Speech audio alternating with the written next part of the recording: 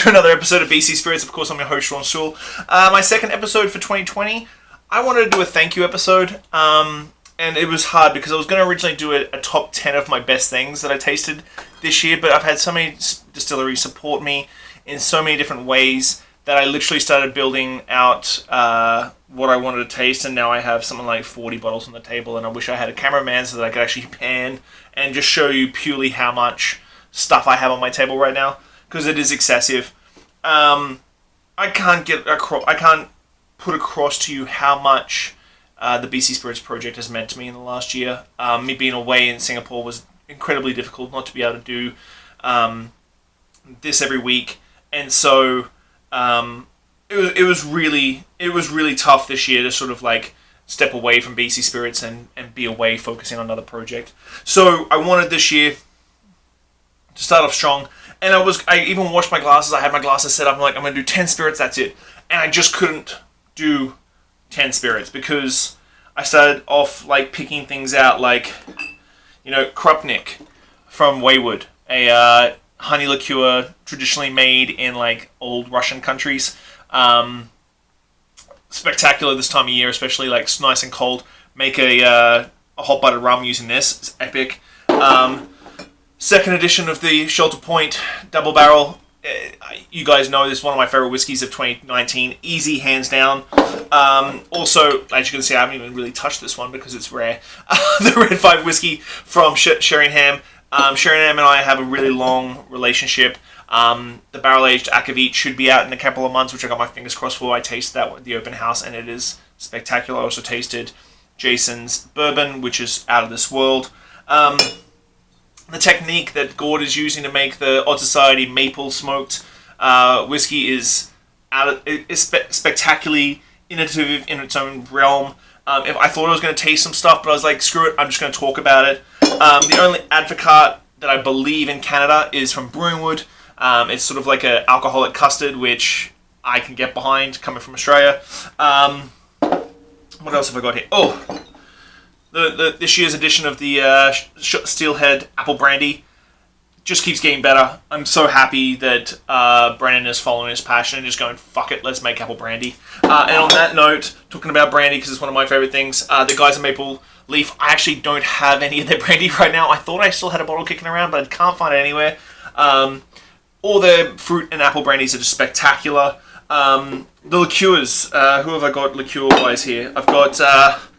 this one is my favorite liqueur of 2019, I think. This is one is super underrated. The Sea Buckthorn from Okanagan Spirits. Super, super underrated.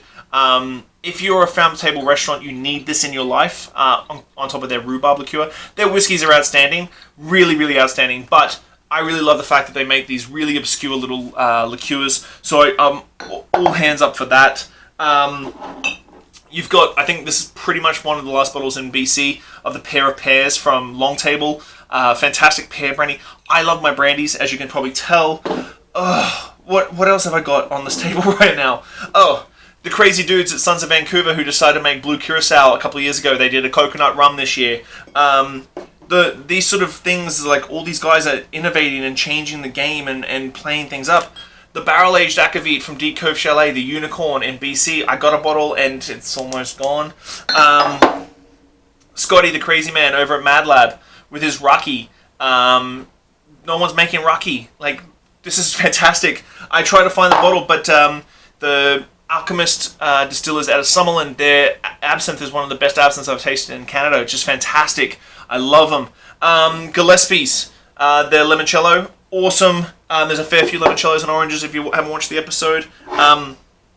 Yes, I'm plugging my own product, and I apologize. Anybody who thinks there's a conflict of interest, I don't care. It's a fantastic product. The Legends Narumaro, one of my favorite Amaros in the province, mainly because it's an American variant that I've been trying to create so we can make Brooklyns here in BC. And now that we have rye coming out of our butts in BC, we can actually make BC Brooklyns. Actually, that's really good. I got to do a BC Brooklyn very shortly. The crazy guys up at Budas, Mike, just does some crazy liqueurs as well, talking about liqueurs from Okanagan Spirits. Elderflower Cordial, Elderflower Liqueur, you need it in your life. It is one of the best liqueurs on the market. Phillips, sort of the quiet guys on the scene. They've got the Stump Gin, obviously. Brought out the whiskey Small Talk this year. Fantastic product. Don't let the color fool you. The flavor profile is deep, deep, deep base tones. The sort of some of the smaller guys, we've got Lavender Gin from the One Foot Crow guys. This is a fantastic product up at One Foot Crow. Get some if you like your sort of flavor. It's very herb garden lavender, so you get the stalks and the seeds. Stalks and leaves and flowers and everything. Fantastic product. Oh, so much stuff. I'm trying to get through it. The Cowichan Cherry Brandy, I'll be doing an episode with this very shortly. Obviously, I'm doing Dry January, so you're not going to see me drink this month. They're 12-year-old cherry brandy. Go up to the distillery and cidery and get some. Hell, what else have I got up here? I can't even tell you how much stuff there is that I've got.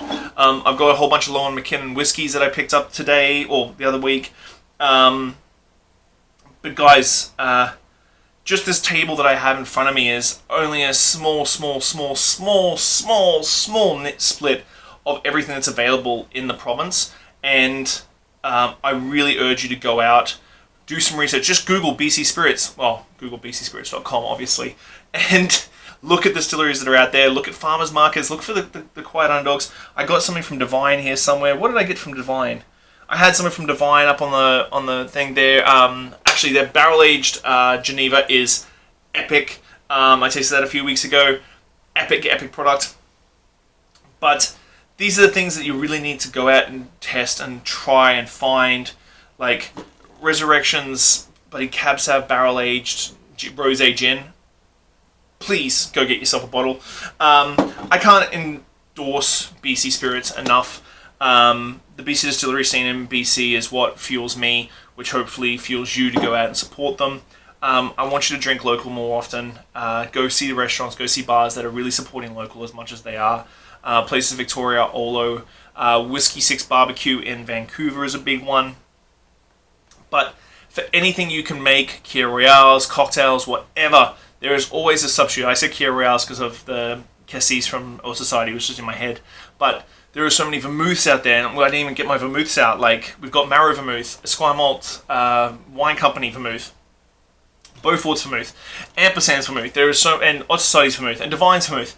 There's so much vermouth in the market, you can basically make any cocktail. We've got bitters, we got gin, we got whiskey, we got vodka, we got modifiers, we got liqueurs, we got everything you could possibly use to make a cocktail. So go out there. 2020, I am going to start doing some cocktail videos and showing you how to use BC Spirits in the market.